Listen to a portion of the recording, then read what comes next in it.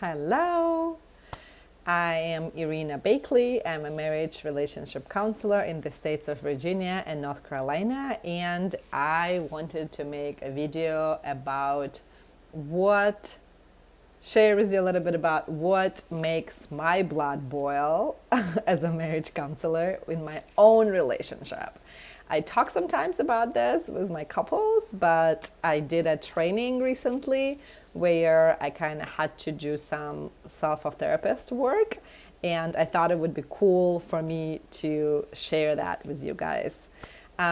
So what does my partner do that makes my blood boil? Oh, is it real juicy? When my husband tells me, I will help you with the kids. Oh my God. You will fucking help me with my kids? That statement, that phrase is so loaded for me because it makes me feel like it's my children and he's a sitter who comes in to help me with the kids.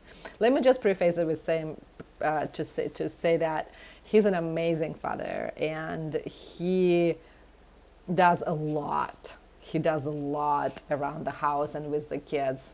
And that's not a problem. But what the language about it is a problem, because somewhere in there, what my nervous system is receiving is a message that says,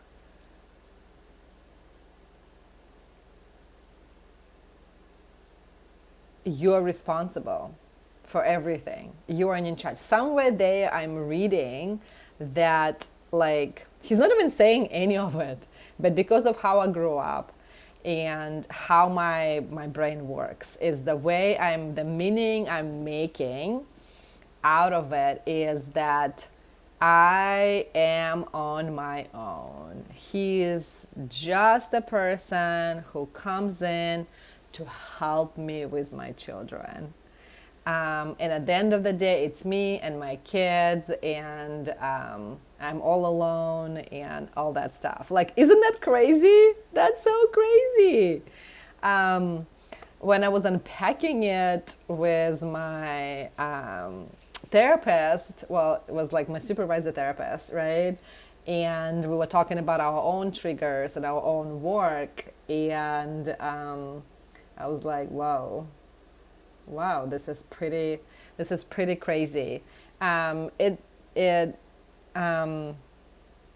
so that's all I'm gonna say about it. The other thing that drives me crazy, when he doesn't listen when I talk, and I'm not talking about like not listening to me and doing other things. I'm talking about him like looking at me and not being there for me. I don't know if like maybe some of you can like, I don't know if that makes sense, but maybe some of you can relate to it.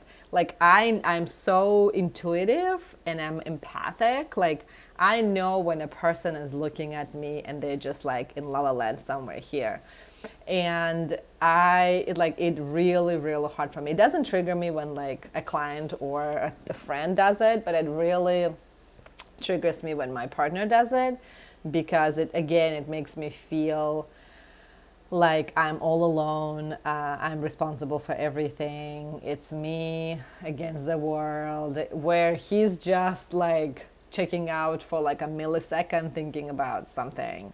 And I think because I try so hard to be so present like in my professional work, right? And like active listening is what I do. Like I run everything through my nervous system as a therapist. And like I don't let anything just slide. And if I check out for a second, I usually ask my couple like, hey, like I'm sorry, like I like, you know, I checked out for a moment, like can you please repeat what you just said? Because this is like that's how I work. And when my partner is like not fully present with what we're talking about, it doesn't have to be anything important. It can be something stupid, but if like if the full physical emotional presence is not there, it's super triggering and activating for my nervous system. And then the other piece is being late. And I think that comes with like this conditioning of like I am from Central Asia. I'm ethnically Russian. We have like a lot of German immigrants and stuff. So it's like punctuality is very, very, very important. It's very disrespectful if you're late.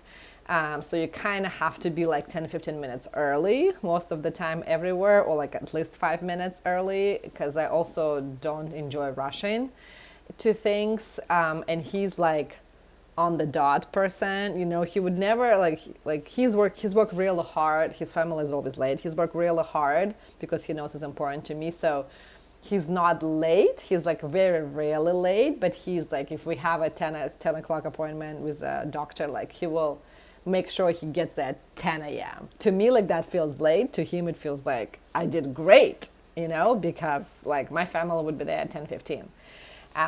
So that, again, understanding where it's coming from, and acknowledging it and talking, like him knowing that I have these issues and me knowing that he has other issues, and keeping it forefront is what I think helps us.